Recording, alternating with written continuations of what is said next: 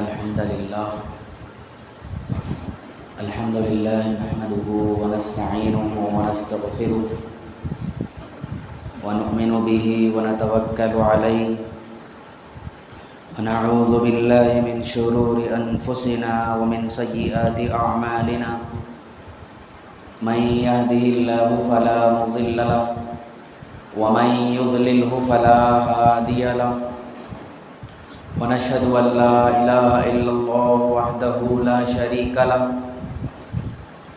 ونشهد أن سيدنا ونبينا ومولانا محمدا عبده ورسوله صلى الله تعالى عليه وعلى آله وأصحابه وأزواجه وذرياته وأهل بيته أجمعين أما بعد فقد قال الله تبارك وتعالى في كلامه المجيد والفرقان الحميد أعوذ بالله من الشيطان الرجيم بسم الله الرحمن الرحيم شهر رمضان الذي أنزل فيه القرآن هدى للناس وبينات من الهدى والفرقان فمن شهد منكم الشهر فليصم ومن كان منكم مريضا أو على سفر فعدة من أيام أخر يريد الله بكم اليسر ولا يريد بكم العسر ولتكملوا العدة ولتكبروا الله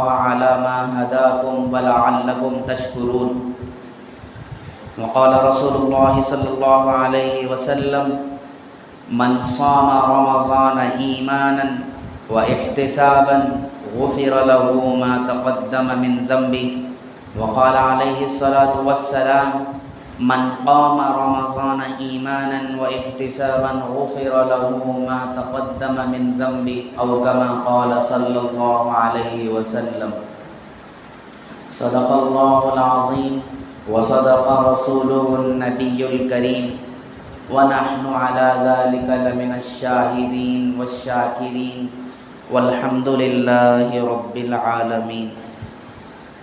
قابل قدر محترم بزرگوں اور دوستوں،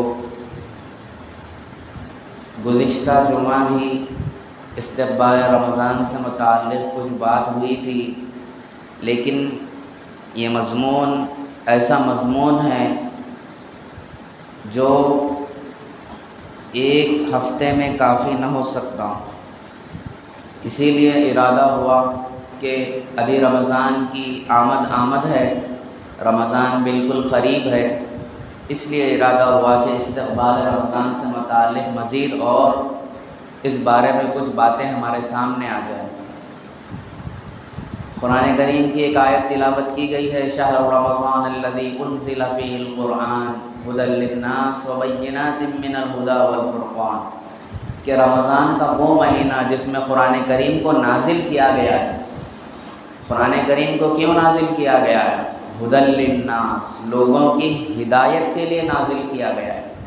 اس لیے رمضان کے مہینے میں قرآن کریم جتنا ہو سکے ہم اتنا پڑھنے کی کوشش کریں۔ اگر عام حالات میں، عام دنوں میں اگر کوئی پورے سال ایک قرآن ختم کرنے کا اس کا ارادہ تھا اور اس کا ایک نظم تھا، ایک ترتیب تھی، تو رمضان المبارک میں جن کو قرآن کریم سے وابستگی ہے، ہر مسلمان کو وابستگی ہے، نہیں ہے تو ہونی چاہیے، اس لیے کثرت سے قرآن کریم کی تلاوت کرنی چاہیے، کیونکہ قرآن رمضان کے مبارک مہینے میں لیلۃ القدر میں نازل ہوا۔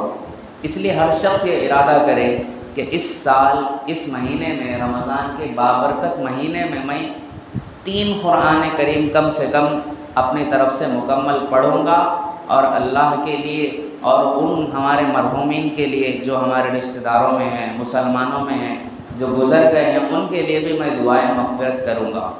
یہ ہمارا عہد ہونا چاہیے۔ بہرحال میں عرض کر رہا تھا رمضان سے متعلق کچھ باتیں۔ حضور صلی اللہ علیہ وسلم کا معمول تھا کہ رمضان آنے سے پہلے رمضان کے استقبال کے لیے لوگوں کو ذہنی طور پر نبی صلی اللہ علیہ وسلم تیار کراتے تھے، صحابہ کرام کو ذہنی طور پر تیار کراتے تھے تاکہ رمضان سے مکمل فائدہ اٹھا سکے، اس سے استفادہ کر سکے۔ اور حضور صلی اللہ علیہ وسلم شعبان کی تاریخوں کو یاد رکھنے کا اہتمام کرتے تھے اور حساب لگایا کرتے تھے کہ ابھی رمضان کے آنے میں کتنے دن باقی رہ گئے، ہم رمضان کے کتنے زیادہ قریب ہو گئے، اور دعا پڑھا کرتے تھے اللہم بارک لنا فی رجب و شعبان وبلغنا رمضان۔ اس دعا کا ہمیں بھی اہتمام کرنا چاہیے۔ اب رجب کا مہینہ تو ختم ہو گیا، اب شعبان کا مہینہ ہے، تو دعا اس طرح کرنا چاہیے اللہم بارک لنا فی شعبان وبلغنا رمضان، اے اللہ ہمارے لیے شعبان کے مہینے میں برکت عطا فرما، وبلغنا رمضان، اور ہم کو رمضان کے مہینے تک پہنچا۔ اس طرح رسول اللہ صلی اللہ علیہ وسلم رمضان کا استقبال کرا کرتے تھے اور صحابہ اکرام کو ذہنی طور پر اور جسمانی طور پر تیار کراتے تھے کہ رمضان آنے والا ہے، اپنے ذہن کو بناؤ، اپنے جسم کو بناؤ تاکہ تم روزوں سے مکمل استفادہ کر سکو، روزے رکھ سکو۔ اور ہمارے یہاں رمضان کا استقبال ایک الگ طور پر منایا جاتا ہے۔ رمضان کا استقبال ہوتا ہے ہمارے پاس سوشل میڈیا پر، ہمارے پاس رمضان کا استقبال ہوتا ہے۔ یہ رمضان کا استقبال نہیں ہے، حقیقی معنوں میں رمضان کا استقبال کا مطلب ویلکم۔ رمضان کا ویلکم اسی طرح ہونا چاہیے جس طرح رسول اللہ صلی اللہ علیہ وسلم اس کا استقبال کیا کرتے تھے۔ ایک مرتبہ نبی صلی اللہ علیہ وسلم نے صحابہ اکرام سے سوال کیا، اور سوال 3 مرتبہ کیا۔ فرمایا کون سی چیز تمہارا استقبال کر رہی ہے اور تم کس چیز کا استقبال کر رہے ہو؟ ماذا یستقبلکم وتستقبلون۔ حضرت عمر رضی اللہ عنہ نے عرض کیا یا رسول اللہ صلی اللہ علیہ وسلم کیا کوئی وحی آنے والی ہے؟ آپ صلی اللہ علیہ وسلم نے ارشاد فرمایا نہیں، وحی آنے والی بھی نہیں ہے۔ پھر عرض کیا یا رسول اللہ صلی اللہ علیہ وسلم کیا کسی دشمن سے جنگ ہونے والی ہے؟ فرمایا نہیں، جنگ بھی نہیں ہونے والی ہے۔ پھر عرض کیا یا رسول اللہ صلی اللہ علیہ وسلم جہاد ہونے والا ہے؟ نبی صلی اللہ علیہ وسلم نے فرمایا نہیں، جہاد بھی نہیں ہونے والا ہے۔ پھر حضرت عمر نے فرمایا پھر کیا بات ہے؟ آپ صلی اللہ علیہ وسلم نے ارشاد فرمایا ان اللہ یغفر فی اول لیلۃ من شہر رمضان لکل اہل القبلہ۔ رمضان کی پہلی رات میں ہی اللہ تعالیٰ تمام اہل قبلہ کی یعنی تمام مسلمانوں کی اس میں مغفرت فرما دیتے ہیں۔ لیکن ہمارا ذہنی طور پر ہم اپنے آپ کو تیار کریں کہ اس رمضان سے میں اپنے آپ کو بدلنے کی مکمل کوشش کروں گا۔ اگر میرے اندر فلاں گناہ ہے تو میں اس گناہ کو اپنی زندگی سے ختم کرنے کا پورا عزم کروں گا، پورا ارادہ کروں گا۔ یہ ہمت سے اگر کوئی رمضان کا استقبال کر رہا ہے، رمضان کا ویلکم کر رہا ہے، تو ضرور اس کا استقبال کو اللہ کے نزدیک قبول کیا جائے گا۔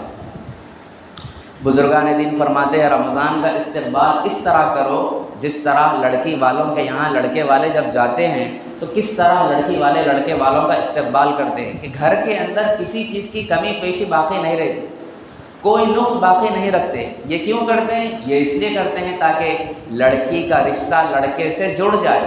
اسی طرح بزرگان دین فرماتے ہیں رمضان کا استقبال بھی، رمضان کا ویلکم بھی اسی طرح کرنا چاہیے جس طرح لڑکی والوں کے یہاں لڑکے والے کرتے ہیں، تاکہ بندہ مومن کا، مسلمان کا اللہ سے رشتہ مضبوط ہو جائے، اللہ سے رشتہ تعلق مضبوط ہو جائے۔ اس طرح مسلمانوں کو رمضان کا استقبال کرنا چاہیے۔ ابھی سے یہ عہد کرنا چاہیے کہ میرا ایک روزہ بھی فوت نہیں ہونا ہے، ہر روز میں قرآن کریم کی تلاوت کروں گا اور غیبت سے، گناہوں سے، غیر غلط الفاظ سے، گالیوں سے میں اپنے آپ کو، اپنی زبان کو، اپنے جسم کو غلط چیزوں سے بچاؤں گا۔ یہ ابھی سے عہد کر لینا چاہیے۔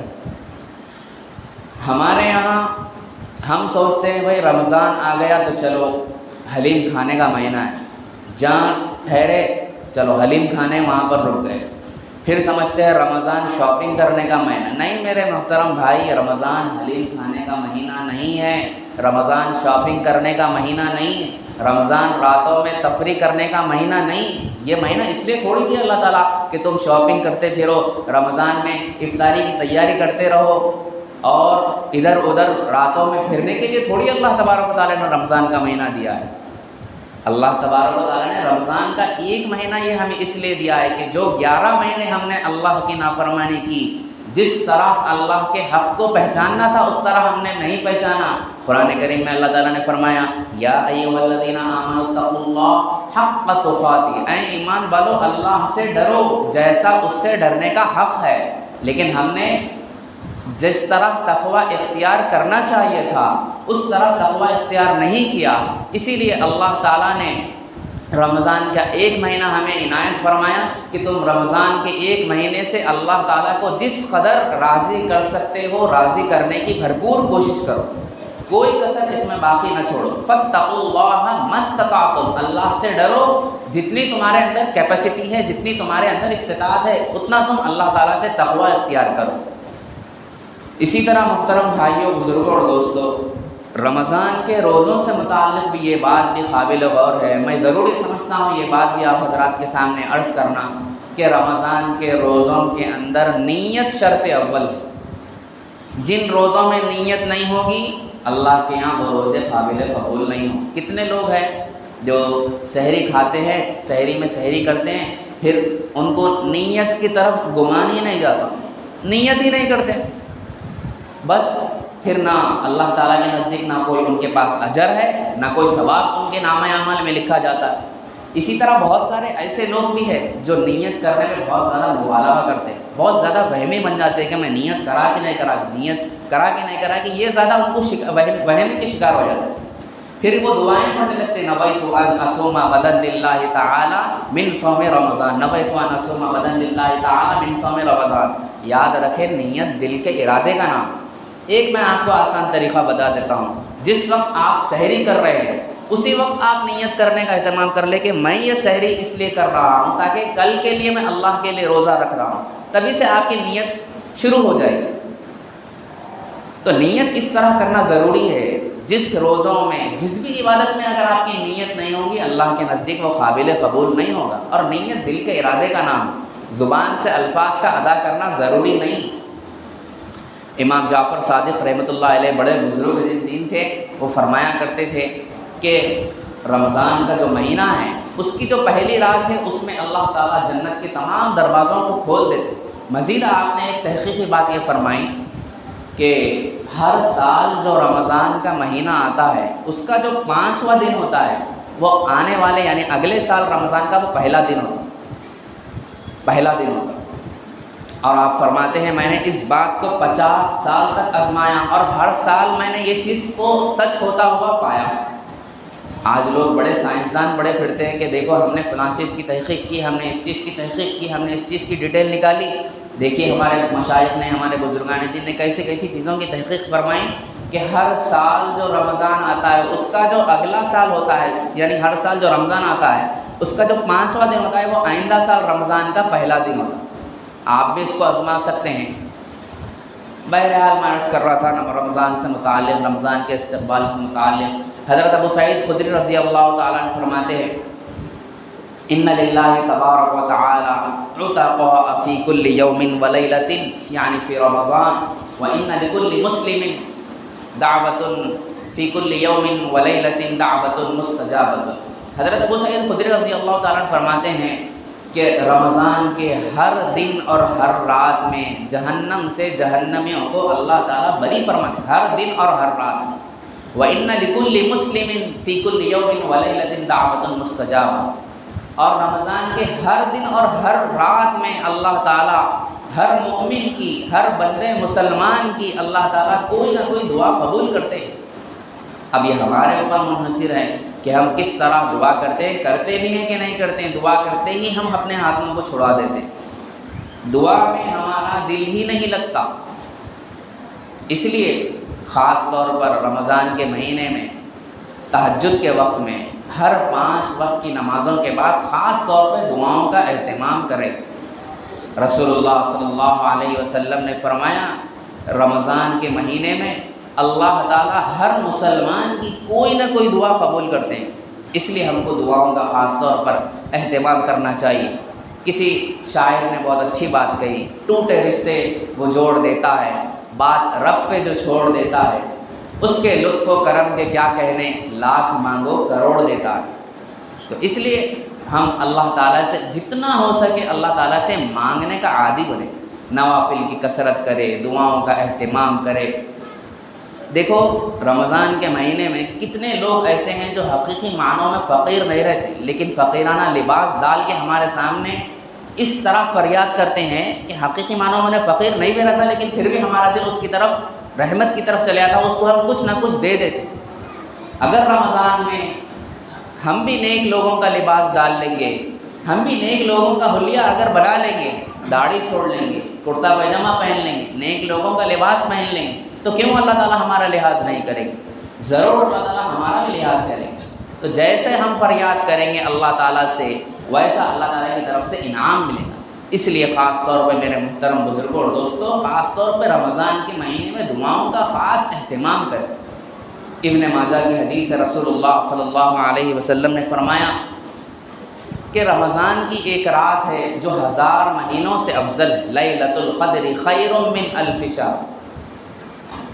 پچھلی امتوں میں جو لوگ تھے ان کو 9 سال، ہزار سال کی عمریں دی جاتی تھیں۔ تو نبی صلی اللہ علیہ وسلم نے صحابہ کرام کے سامنے یہ حدیث جب پڑھ کر سنائی تو کسی صحابی نے پوچھا، یا رسول اللہ صلی اللہ علیہ وسلم، ہم تو برباد ہو گئے کہ ہماری عمریں تو اتنی ہی ہیں، 60 سے 70 سال کی زندگی، ہم کس طرح اللہ تعالیٰ کو راضی کر سکتے ہیں؟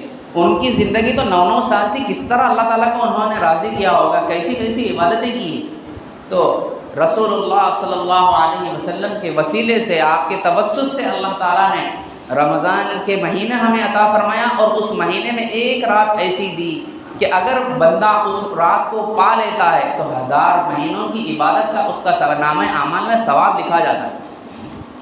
لیکن بہت افسوس کی بات یہ ہے کہ ہمارے پاس 27 رمضان کو شب قدر بنا کے ہم سمجھتے ہیں ہم شب قدر کو پا لیے، اب ہم 1000 مہینوں کی عبادت اپنے نامہ اعمال میں جمع کر لی، پھر ہم کو رمضان کی راتوں کا مقدس راتوں میں عبادت کرنے کی ضرورت نہیں۔ یہ ہمارا ذہن بن گیا، جبکہ رسول اللہ صلی اللہ علیہ وسلم نے فرمایا تم شب قدر کو آخر عشرے میں اس کی طاق راتوں میں تم تلاش کرو۔ طاق راتیں مطلب 21 ہے، 23 ہے، 25 ہے، 26 ہے، 27 ہے، 26 نہیں 27 ہے اور 29 ہے۔ ان راتوں میں شب قدر کو تلاش کرنے کا اہتمام کرنا چاہیے۔ امام بخاری رحمۃ اللہ علیہ نے ایک حدیث بیان کی، ان فی الجنت باب، جنت میں ایک دروازہ ہے، یقال له الریان، جس کو ریان کہتا ہے، باب الریان۔ وہ کیسا دروازہ ہے؟ یدخل منہ الصائمون، جس سے روزے دار ہی داخل ہو سکیں گے، لا يدخل منہ احد غیرہ، ان کے علاوہ کوئی اور داخل نہیں ہو سکے گا۔ فَإِذَا دَخَلُوا أُغْلِقَ وَلَمْ يَدْخُلْ مِنْهُ أَحَدٌ، جب روزے دار اس دروازے سے داخل ہوں گے تو اس دروازے کو بند کر دیا جائے گا اور روزے داروں کے علاوہ کوئی بھی اس دروازے سے داخل نہیں ہو سکے گا۔ یہ کتنی بڑی فضیلت ہے ان لوگوں کے لیے جو رمضان میں روزہ رکھتے ہیں، بھوک اور پیاس کو برداشت کرتے ہیں، دھوپ کی تپش کو برداشت کرتے ہیں، ہر چیز کو برداشت کرتے ہیں، لیکن اللہ کے لیے اپنے روزے کو برقرار رکھتے ہیں۔ بعض کتابوں میں یہ بات بھی لکھی ہے کہ جب لوگ روزے دار جب اس دروازے سے داخل ہوں گے تو فرشتے ان کے استقبال میں کھڑے ہوں گے اور یہ آیت پڑھ کر سنائیں گے، کلوا واشربوا ہنیئا بما اسلفتم فی الایام الخالیہ، کھاؤ پیو مزے کرو، یہ ان دنوں کا بدلہ ہے جس دن میں تم اللہ کے لیے روزہ رکھتے تھے، بھوک اور پیاس کو برداشت کرتے تھے، دھوپ کی تپش کو برداشت کرتے تھے، آج یہ بدلہ ہے، اس کا نتیجہ ہے آج تم اس دروازے سے داخل ہو جاؤ۔ ایک صحابی فرماتے ہیں میں نے نبی کریم صلی اللہ علیہ وسلم سے عرض کیا، یا رسول اللہ صلی اللہ علیہ وسلم، میرا دل چاہتا ہے کہ میں انسانوں میں سب سے زیادہ عبادت گزار بن جاؤں، سب سے زیادہ عابد بن جاؤں۔ رسول اللہ صلی اللہ علیہ وسلم نے فرمایا تم جسمانی گناہ چھوڑ دو، تم اللہ کے نزدیک سب سے زیادہ عبادت گزار بن جاؤ۔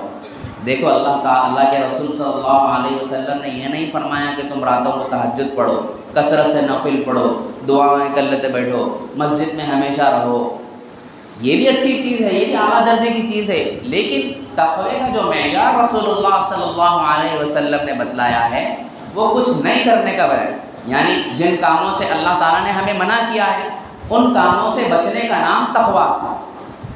نہیں عن المنکر جو چیزیں ہیں جن کا جیسے مثال کے طور پر بد نظری ہے اور غیر محرم کی طرف دیکھنا ہے، زنا کرنا ہے، غلط چیزیں ہیں، فحش فلمیں دیکھنا ہے، غلط تصاویر دیکھنا ہے، انٹرنیٹ پہ غلط منظر دیکھنا ہے، ان چیزوں سے بچنے کا نام، اور اس کے علاوہ جتنے منہیات ہیں ان سے بچنے کا نام تقویٰ ہے۔